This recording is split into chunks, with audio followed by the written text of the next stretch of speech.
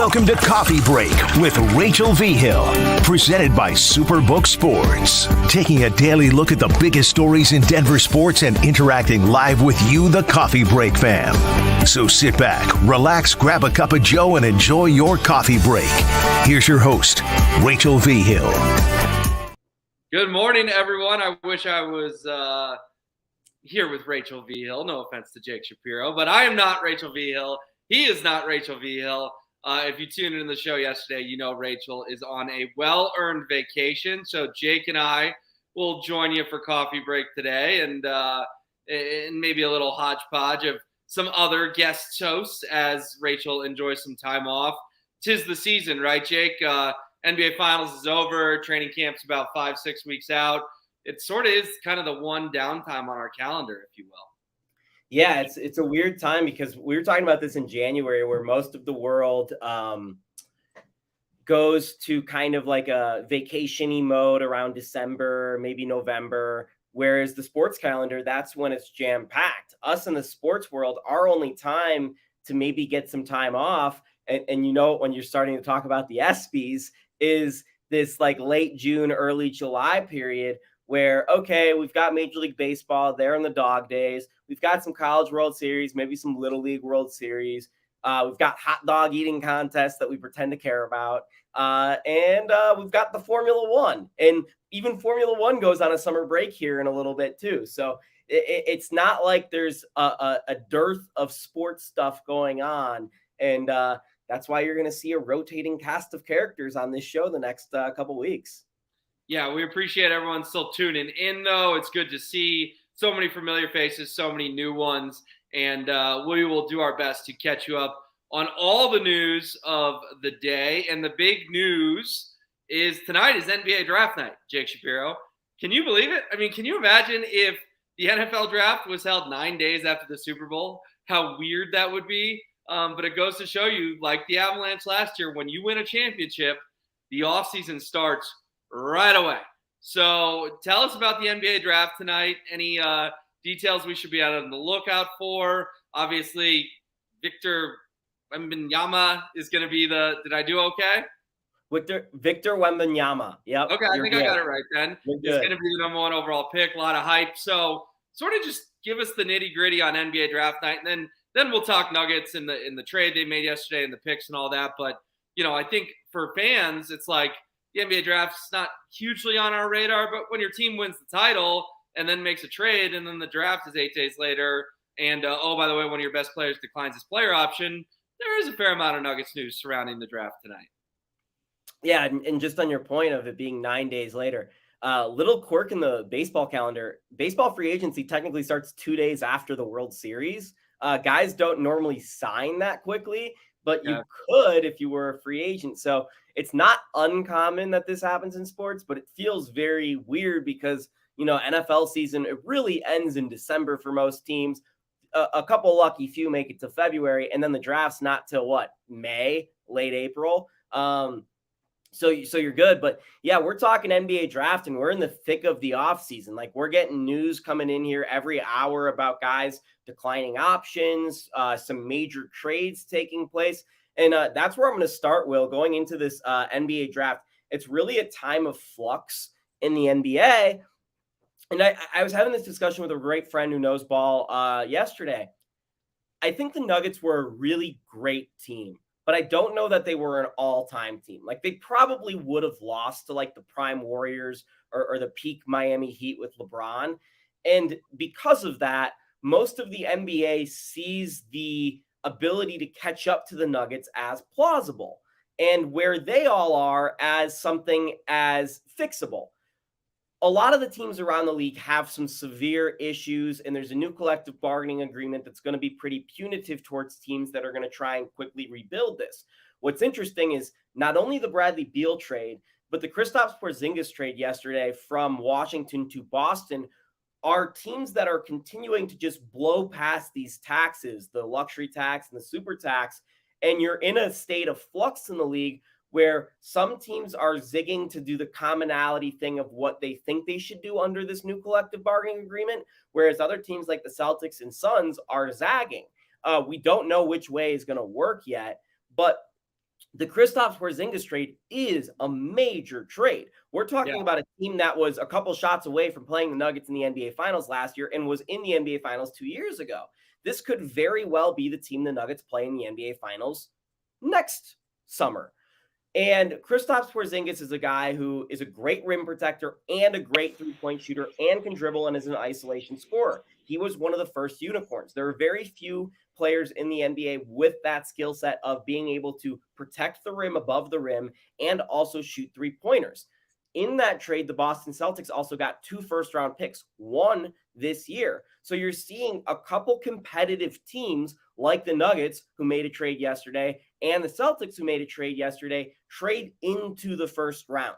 That indicates to me, and it's been said through the media, that this draft class is rather strong and full of a lot of potential role players from about 20 to 40, where the Nuggets, by the way, now have 3 picks. So where I see this draft and like the larger context of this draft is a huge opportunity for not only the Nuggets, but a lot of teams in the NBA to capitalize on a window, add cheap talent, add valuable talent to their roster, and, make some major moves. And we're seeing some major moves. And Will, I got news for you. We are likely going to see a major trade again today. We saw Kristaps Porzingis yesterday. Damian Lillard's a possibility. There's some other guys, whether we see Scoot Henderson on the move on draft night, who's going to be the number 2 or 3 overall pick. Like, we're going to see some major moves in the NBA, not only tonight, but going all the way up to July 1st. Interesting. Okay, a lot to unpack there. Let's start with sort of the Nuggets trade and filling everyone in on what happened toward the very end of coffee break yesterday. Kind of got Woj bombed out of nowhere that the Nuggets were trading their least valuable first-round pick in 2024 to get into the first round of tonight's draft. Picks 29, 32, and 37 now reside with the Denver Nuggets. Jake, do you really see them picking at all 3 of those positions tonight, or do you see another trade up? It's not like the NFL where 29, 32, and 37 could get you into the top 10, but 29, 32, and 37 could get you to pick 18, pick 19, pick 20. If there's someone just outside the lottery the Nuggets like, maybe Calvin Booth takes his 3 picks, gets up there, and gets, his next Christian Braun in theory. Yeah, what's interesting here is I'll start with the pick they traded, which is a next year first-round pick. You mentioned it's the least favorable of the 2 first-round picks they have next year. Well, one of the picks is coming from Oklahoma City in a trade that they made during the NBA Finals. And that first-round pick is the second least favorable of potentially 4 first-round picks that Oklahoma City will have. So essentially, the Nuggets traded what they hope is going to be 26 through 30 in next year's draft for the ability to get into the first round of this year's draft. So they might have traded the same pick number next year into this year's draft, which is a huge boon for Calvin Booth. And by the way, they get a top pick in the second round out of the deal as well. So do I envision the Nuggets picking 3 times today? I could definitely see it. There's 3 guys on the board, 3 to 5 guys that I think would be absolute beneficial to the Nuggets, and we can talk about them in a little bit. But it would make sense because, again, from about 20 to 15 all the way down to 40, it's a very even playing field in terms of talent. It's just about fit and what you're looking for in a prospect. So those guys are all about the same talent level. So the Nuggets it might not be that beneficial for the Nuggets to trade up to 18 and rather just keep their 3 picks and get 3 shots at prospects. Because in reality, let's talk about what the Nuggets need. Well, they're hoping that Christian Braun can replace Bruce Brown if he leaves. And then they can sign a free agent who can be their backup point guard like Nickeil Alexander-Walker or Dennis Schroeder, both guys they played against in the playoffs. Okay, so now what do you expect from your rookies? Well, you're expecting maybe one of them to be a backup center candidate with DeAndre Jordan, with Zeke Naji. You're expecting one of them to hopefully take the Christian Braun role from this past year because Christian's role is going to be elevated. And then one of these other rookies might just be in the G League. So you're hoping 2 of the 3 are guys that you count on for next year, and one of them can be in your playoff rotation. So having 3 swings at it is really, I think, an important thing. I think the Nuggets would rather have 2 or 3 picks than just one. So that's something to keep in mind going into tonight's draft. These draft picks. Real quick, unless they love someone, unless Calvin Booth's sitting in his war room and goes, I never thought I could get this kid at 18. And I'm stunned he's still there, and that capital is enough to get him up there. That would be my only counterpoint on that, of why they would move up if they are just in love and think he is the next Christian Braun. We know he's our answer for 15 minutes a game next year, and they're willing to pull the trigger on a deal. If Cameron Whitmore fell to 15, the Nuggets should do anything in their power to get up to 15. I mean, he's the third best player in the draft, according to some people. He's been projected as far down as 9. So people are already projecting this guy to fall. There's a variety of reasons. We don't need to get into the nitty gritty, but like if a guy like that fell, totally understandable, because you're really looking for one playoff rotation guy. So right. If you're really sure of one guy, yeah, totally get that trade done. But it's really likely that it's going to be 2 or 3 picks. And based off the Nuggets roster and what the salary cap can be in this punitive second apron under the new collective bargaining agreement, they really should be using these draft picks because of the salary associated with them is so low. And yes, the difference between the 18th pick and the 25th pick is only maybe $1 million per year. But that $1 million per year is extremely valuable because the Nuggets are now playing on the margins. The Nuggets need to play on the margins. It's no longer like Kroenke's being cheap or something.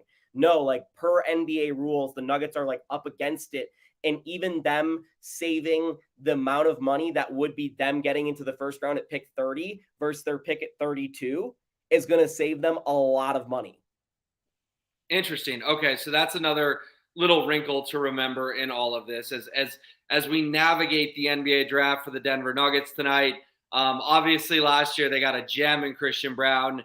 And Jake, I do want to ask you, you keep saying, well, you're looking for one playoff rookie. Well, the only rookie who played in the playoffs this year was Christian Braun. No one else really had a significant rookie of all the other teams in the dance. So you're putting some high expectations on Calvin Booth to sort of strike gold again, because this isn't the NFL where rookies contribute right away unless they're top 5 picks. Rookies don't really contribute right away on contenders. So do you actually think it's realistic that they're going to find another rookie 2 years in a row to be Christian Braun 2.0? That doesn't seem to happen to contenders very often in the NBA. This draft class is thought to be very strong, stronger than last year's. And I'll put it this way. If Andrew Nembhard, who was picked in the second round, early in the second round last year, was on a better team, he would have been playing in the playoffs. There's a couple guys that were picked in that range that would have been playoff contributors.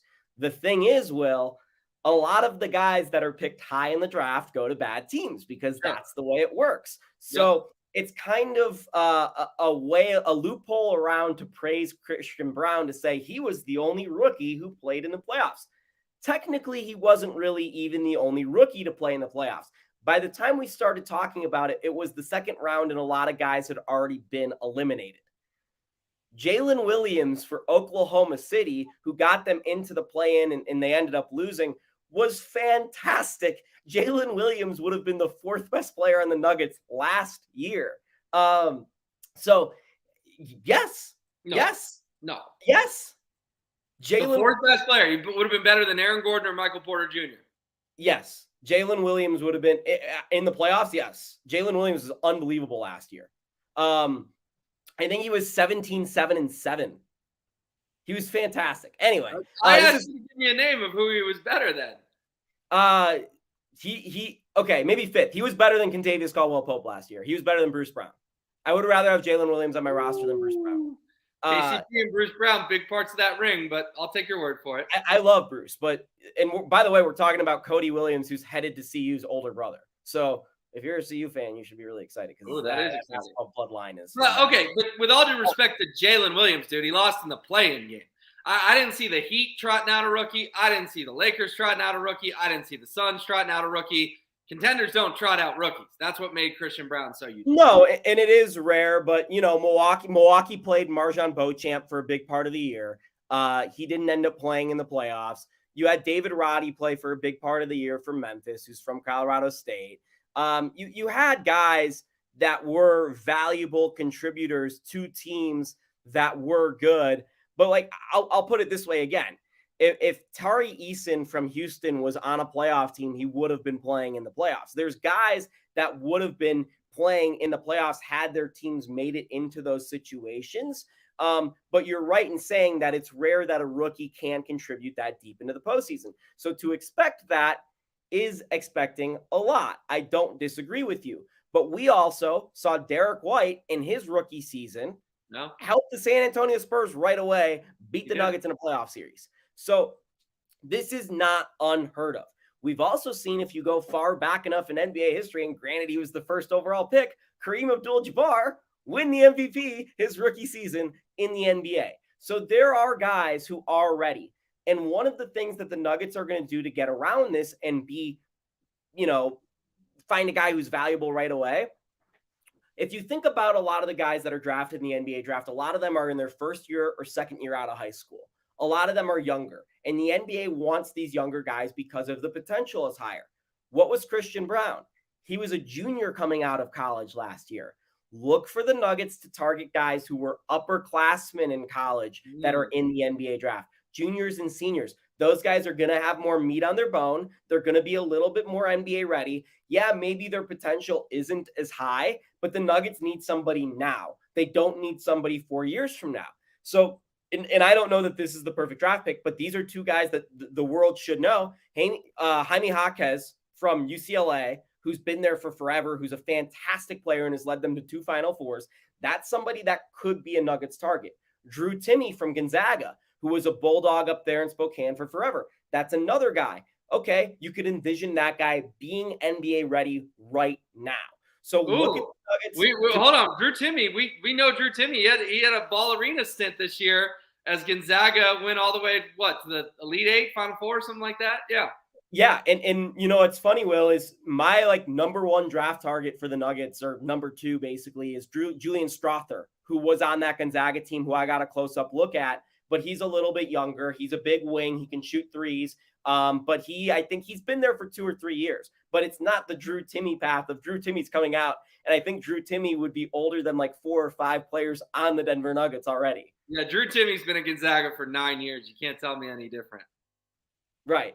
So look for the Nuggets to target those type of guys, because that's the hack around it. And again, there's a bunch of contributing factors that went into the fact that Christian Braun was the only rookie contributing at that level. Let's say, for instance, the Portland Trailblazers take Scoot Henderson and they keep Dame Lillard. They're probably a playoff team next year. And Scoot Henderson's probably their second or third best player. So not only is their rookie a rotation player, he's a possible star player. So it's so circumstantial that it's hard to base that statistic and then pay it forward a year. But yeah, it is going to be hard to find a playoff contributor to your rotation at 37 in the draft. That's part of the reason why the Nuggets moved from 37 and 40 to 37, 32, and 28, I think it is. Or 29. Yeah. Yeah. All right, cool. Well, that is a good summary of the draft. We will watch it play out tonight. But the sort of wrinkle in all this, too, and we're going to get to the Nuggets and the ESPYs, but the wrinkle in all this is the future of Bruce Brown. We know he declined the player option yesterday. That was largely expected. You had done a great job of telling everyone, hey, don't panic when he declines his player option. But then the Nuggets make the trade a few hours later. So I'm just going to ask you sort of straight up as we sit here on June 22nd at 10:50 a.m. What are the odds? I want odds. Give me a handicap, either 50-50, 70-30, 80-20, 40-60, whatever, that Bruce Brown is a Denver Nugget in 2023-24. 25% chance. 25. That's lower than a lot of fans want to hear, Jake. You know that, right? Yeah, but you put this into context. Bruce Brown in his career has made $15 million. And yeah, that sounds like a lot of money to me and you. Remember Malik Beasley, former Nugget? Couldn't even get onto the floor in the Lakers series against the Nuggets. He made $15 million last season. Bruce Brown is worth a lot of money to a lot of different teams. And Bruce Brown, on a good team who is over the salary cap, can get a $50 million deal over 4 years, where he's guaranteed $50 million, a life-changing amount of money where he'll never have to work after getting out of the NBA. if he left the Nuggets. Or he could go to a bad team and potentially get $80-90 million. He could be a very valuable player for the Houston Rockets or the San Antonio Spurs, who are building around Victor Wembanyama, who, by the way, might end up being good next year because of Victor Wembanyama. Yeah, but do you really want to take the Jeremy Grant route if you're Bruce Brown? That's a dude who chased the bag and has been miserable ever since in Detroit and Portland when the Nuggets wanted to bring him back as a key member of a championship team. I get it. The bag is great. But I don't think Jeremy Grant's exactly the happiest basketball player in the world. I think Bruce Brown, if he's going to take the money, which he should, no one's going to complain about him taking the money. He should go to a contender, not chase the little bit more to go be on a really bad team. Yeah, like Milwaukee could offer, like he could be an amazing player next to Giannis Antetokounmpo, making $50 million over the next 4 years. The Nuggets can't offer him $50 million over 4 years until after next year. What they can offer him is $7.7 million for this year with a player option for the following season that he would only pick up if he was somehow hurt. It's basically just a guarantee insurance on Bruce Brown's deal. So we're talking about millions and millions of dollars for Bruce Brown on the line.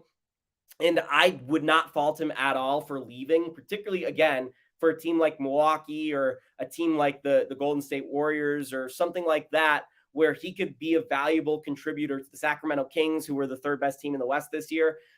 If he leaves for the Houston Rockets, yeah, that's going to hurt a lot to a lot of people, but you really can't fault the guy. And I think yesterday's trade getting into the first round, to me, indicates the Nuggets are really serious about getting insurance for Bruce Brown leaving.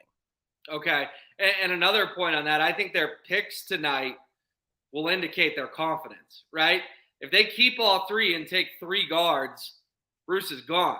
If they use the 3 to trade up and take a big man, they might feel like they've got a pretty good chance of getting Bruce back. So I think tonight will be a read between the lines sort of night in terms of what Calvin Booth does, of how much confidence Calvin Booth has that Bruce Brown's going to be a Nugget next year. Yeah, totally. And the thing is, too, you're right. It's Bruce Brown primarily played as a wing for the Nuggets, off ball, defensive guy, shoots the 3 cuts. We know his game. The Nuggets have guys that can replace that part of Bruce's game. They don't have a guy who can come off the bench and be the backup point guard when Jamal Murray's not there. So it's not going to be them drafting wings. If they're drafting wings, that means they think Bruce is coming back because Bruce will be the backup point guard next year. They need a backup point guard if Bruce leaves. It's either going to be through the draft or it's going to be, again, Dennis Schroeder, Nickeil Alexander-Walker, something like that. And Will, even if they don't draft a backup point guard tonight, there's a good chance Bruce could still leave, because trusting a rookie point guard to be your backup in the playoffs is a little bit sketchy. Yeah, definitely. There's a reason even a second-year player like Bones Highland, they shipped him out of town. We don't have to go down the Bones Highland path, but there is a reason there. All right, Jake, the Nuggets. Real quick, want to interact with the comments. Yes, Troy, mostly it is designed to pay players to stay with the teams that they're on, but because Bruce Brown signed as a free agent last year, the Nuggets haven't established the rules that allow them to sign him for more money in longer term. Essentially, he's thought of as a mercenary right now, and he's not a Nugget. Whereas like Jamal Murray, if the Nuggets wanted to offer him a deal, could, offer him more than any other team in the league. All right. Appreciate the question from Troy and the answer from Jake. Let's put a bow on the Nuggets with a little bit of ESPY talk, because they dominated the ESPY nominations yesterday. I'm going to read these to you now. Nikola Jokic gets 3 nominations, Jake, and this is kind of fun. The first one he's nominated for Best Athlete Men's Sports. It's the category listed at the very top of the ESPN ESPY's website. The nominees are Nikola Jokic, Aaron Judge, Patrick Mahomes, and Lionel Messi. Can you imagine if the city of Denver finally gets a win against Mahomes because Nikola Jokic knocks him off? You know who's getting that award, Will, right? Messi? Whoever shows up.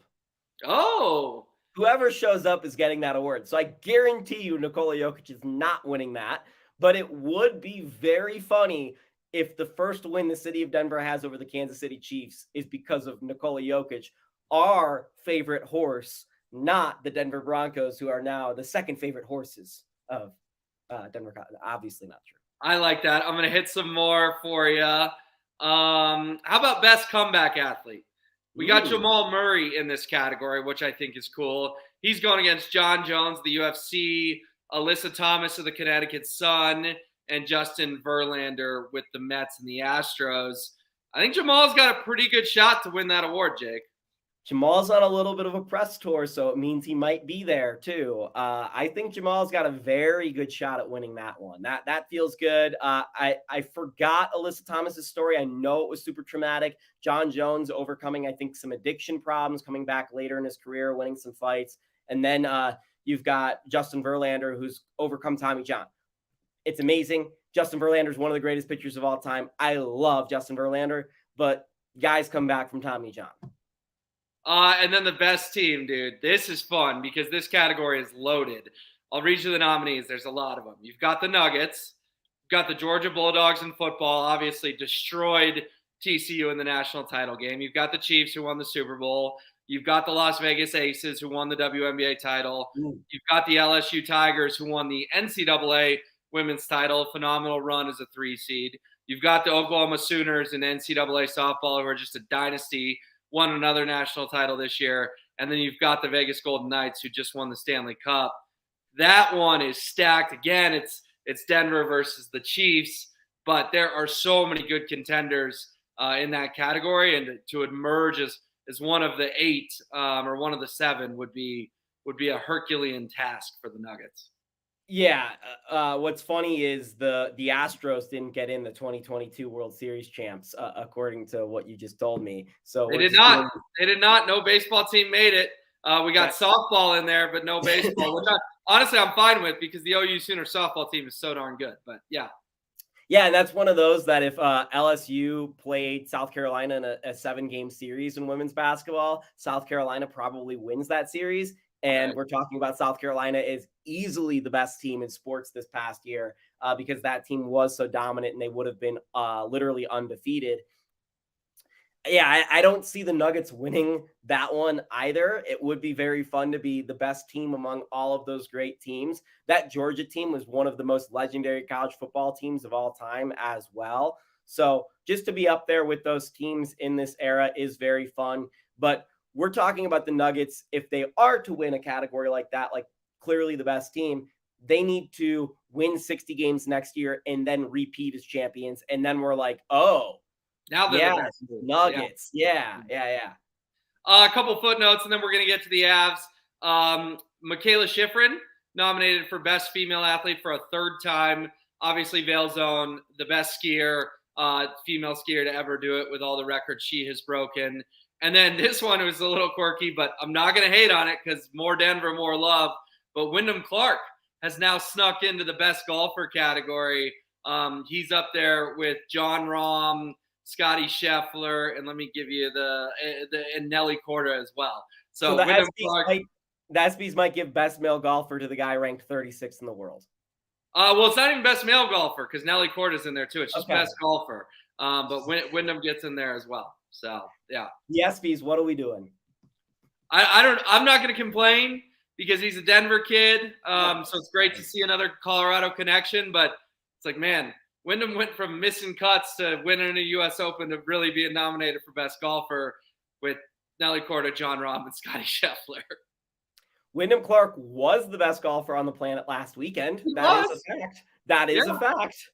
And he's in another tournament this weekend. So you know what? Maybe he wins that one, and the momentum just keeps building that Wyndham Clark is the best golfer on planet Earth. The ESPYs will be on July 12th. They say it's the deadest day on the sports calendar because it is. It's after the MLB All-Star game, and there is nothing else going on. So we will certainly be tuned in, see how the Nuggets, Jokic, Murray, Michaela Schifrin, and Wyndham Clark fare. All right, Jake, some news this morning with the Colorado Avalanche. Emily Kaplan of ESPN reporting the Avs are unlikely to re-sign Eric Johnson. Obviously, he's been with the Avs forever and ever. Denver, Colorado's longest tenured athlete. Won the Cup. People thought he may retire last year, came back. Didn't really have a good year. Battled some injuries. Broke a bone in his foot. EJ, though, sort of sad but necessary, but also end of an era kind of deal. Yeah, I'd hope he'd just retire. Like, I didn't want to see him play on another team. And it's not like he's a guy that you never could imagine in another uniform because he quite literally came from the St. Louis Blues. Right. But you had just hoped that, like, we had really hoped he would hang it up after the Avs had won it, and then you would clear his cap space and you would continue to get better. Instead, this is the kind of the worst case scenario where he stayed for another year. You had to deal with him being a not great player anymore with a bad contract. And now he's going to go sign somewhere else for a minimum deal likely. And he's going to be a contributor the Avs could come across in the playoffs because a healthy EJ is still a pretty decent and a valuable hockey player. No, he's not a top line defenseman, but he is a guy that is defensive depth and very valuable defensive depth. Look, Will, we saw how important defensive depth was for the Avs when they won the Cup. They lost the top four defensemen and kept rolling. Sam Girard, broken sternum, and they kept rolling. So the Avs are going to have to work on that third defensive pairing. They've got Makar and Taves. They've got Byram and Girard, but they're going to have to work on numbers 5 and 6 this offseason. And it'll be interesting to see if they maybe upgrade the Girard spot by trading him and getting maybe even a better defenseman in or something like that. Or, the valuable thing here moving forward is that they're going to have the cap space to get basically whoever they want because of EJ's deal is off the books. So, we've talked about Sidney Crosby internally here. I mean, that's fun, but he's towards the end of his career. Maybe they can get someone even towards the middle of their prime who can be valuable. But I mean, I'll always remember EJ as a long tenure Denver athlete who accomplished the greatest goal in this city. No, he wasn't the great player, but he was a role player at that point in his career. And he's definitely when you talk about like the Avalanche all-time team, he's a candidate to be like the 5th or 6th defenseman on that team. Yeah, he stuck through it, the thick and the thin. He saw the start of the MacKinnon era and how, wow, we made the playoffs and we played the Wild and this is going to be great. And then he saw the rock bottom, I think 46-point season, whatever it was in Jared Bednar's first year.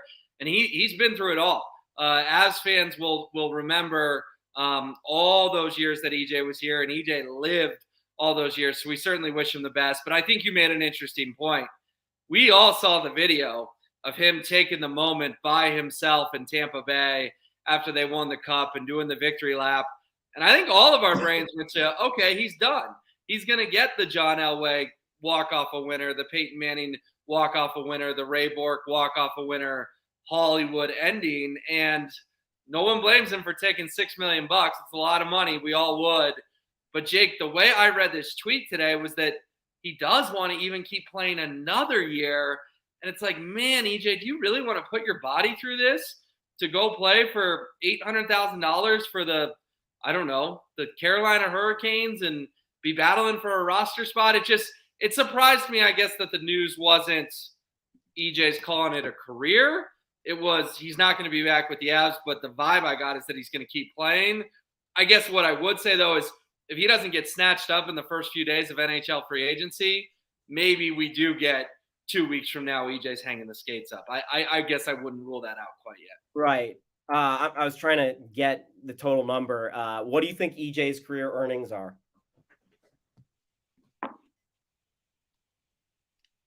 28 to 30. $73 million. Oh my gosh. So I'm way short. Yeah. So he's made $73 million. Why is he going to go play for $800,000 in Carolina? Yeah. And it's because he loves it. He's 35. Hockey players a lot of times can last till 37, 38. I mean, they're not the players they once were, but we've seen guys do it over and over again. You mentioned EJ as part of the start of the MacKinnon era. Not only that, he was around for the end of Milan Hajduk, Craig Anderson, Matt Duchene, Paul Stastny. He really bridged the gap of eras with the Avs. And, here's a little thing maybe why EJ's staying back. He's played 920 NHL games. It's very valuable, or it's very important in a lot of NHL players' minds to get to that 1,000 number. It's a very special club. If he played 80 of 82 games next season, which seems unlikely, he would get to 1,000 NHL games played. So there is something for him to still accomplish. It is a very selfish goal, but he could be a valuable contributor for a team. Again, it's not going to be him being the star defenseman, but him being 5th, 6th, or 7th on the depth chart and playing, 10 to 15 minutes a night. Yeah, we'll certainly monitor it. We wish EJ the best. A great Av as NHL free agency comes into focus next week. We'll see what happens to him. And of course, what the Avs do, what happens with Bowen Byram, any big trades they might make if they finally address the two-line center. Chris McFarland's got a lot of work to do, a lot of work to prove that he is a worthy successor to Joe Sakic. Let's finish the show, though, with the Colorado Rockies hitting rock bottom again, Jake Shapiro, because they lose to the Reds yesterday 5-3. They are now on pace for 101 losses. And this one was classic Rockies. They hit 3 solo home runs to go up 3-0. Reds tie it like that 3-3. And then Daniel Bard gives up a 2-run dinger. We can talk a little small picture getting swept by the Reds, but this is a larger picture conversation of if they get to 100 losses for the first time in their history, a very bad history for the Rockies, but even for them hit a new low. Will there be any significant change by hitting that dubious number? We do so much sports talk, me and you, that when I go to sleep, I do a sports talk show sometimes in my brain. Oh, and one that of the top miserable. You and I do different things. Yeah, I like name Adam Sandler movies to try to fall asleep. So okay, so try to stay away from night, sports. It was me and you doing a show, okay? And you asked me very similar question. Why would they bring Bud Black back after losing 100 games? And I said to you, well, Bud's a good manager. And then I stopped myself, and it's the first time, and I did this in my dreams, I'm going to do it now, where I said, you know what? They could lose Bud Black. They lost 100 games. What's the point? I like Bud Black a lot. I think he is a good manager. But if you're losing 100 games, it doesn't really matter who the manager is. And I think by the time the next time the Rockies are good, Buddy could help them. Buddy might be too old to help them. I don't know. But the fact of the matter is it's going to be a while before they're that good. The sad part is with the Cincinnati Reds, who tanked and Buster Olney said was a disgrace to baseball last year, whereas the Rockies aren't a disgrace because they're trying. The Rockies who are trying are going to lose 100 games. The Reds who weren't lost 100 games last year. The Reds are good now because they tanked for 2 years. They've got all these exciting players like Elly De La Cruz, Matty McLean, all around their older player, Joey Votto. That could be the Rockies around Charlie Blackmon right now if they'd thrown in the towel after 2019. Like, that could be the Rockies. But instead, Will, the Rocks have lost 8 games in a row. It's the second time this month they've lost 6 or more games in a row. I've got some stats for you. The last time the Nuggets lost 7 games in a row or more was 2015. The last time the Broncos lost 7 games in a row was 2017. The last time the Avs lost 7 in a row or more was 2019. The Rockies have lost 7 games in a row in 2019, 2020, 2021, 2022, and now 2023. And they've had 7-game losing streaks, I think 3 different times now this year, at least 2. They are so bad. And are we going to see large sweeping changes? Okay, Bud leaves. So what? Now what? They're not going to change the GM. We already know that they're like so committed to their front office staff time and time again, and their ownership isn't changing. So what? They're going to change out the manager? Like that's going to do anything? So no, we're not going to see any real change. Yeah, and that was sort of the mini column I wrote yesterday at denversports.com of like, okay, so they trade Charlie Blackmon, or they trade Kyle Freeland, or they unload Ryan McMahon. Like that, okay, that's a change, but we don't trust the guy who's making the trade. We don't trust Bill Schmidt to get the proper value back. I mean, the last time they made a trade was with Jeff Bridich, but Dick Monfort was also heavily involved.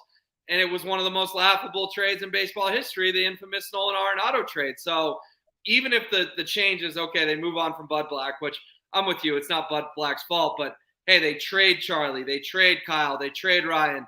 Basically any household name is gone. Well, why do we trust Bill Schmidt to get that right and secure the next Elly De La Cruzes of the world? We just don't. Well, there's no one that's even that valuable on their roster. Herman Marquez was going to be their most valuable trade chip at the deadline, and he's currently out for the year with a significant injury. So what are the Rockies trading that someone's going to give a top prospect for? It's not CJ Cron. They missed the boat on that. It's not Daniel Bard. They missed the boat on that last year. It's not Charlie Blackmon. He's a role player at this point in his career. Elias Diaz might be the Rockies all-star, but are you really trading for a 32-year-old catcher who's 3 times been the worst player in the National League, who's having a hot season to be your guy moving forward into the postseason? Are you moving serious capital for that? No. Ryan McMahon's already signed to a longer-term contract that's about fair value. So if you trade for him, it's not like you're going to give up a lot because you don't have, you don't have like a overvalue on the contract. There's not even anything they can really do to get themselves out of this hole with a quick fix. And again, Ezekiel Tovar, fun prospect, good player. Brenton Doyle, good prospect, young player, fun player. They've got Zach Veen coming through. Nolan Jones. Let's not forget Nolan Jones. He's hit the ball. Nolan Jones is awesome. And that was a good trade they made, by the way. They made that this offseason. They traded for Nolan Jones. So who did they get him for? Oh, God. They traded, it wasn't Randall Grichuk because he's on the team, but it was like Randall Grichuk adjacent. It was some guy who was hanging around. So they made that deal. They've made a couple good deals like that are smaller moves, and that's where they need to hit is on some of these smaller moves because there's no reason not to play these young guys that are projects and try to figure it out.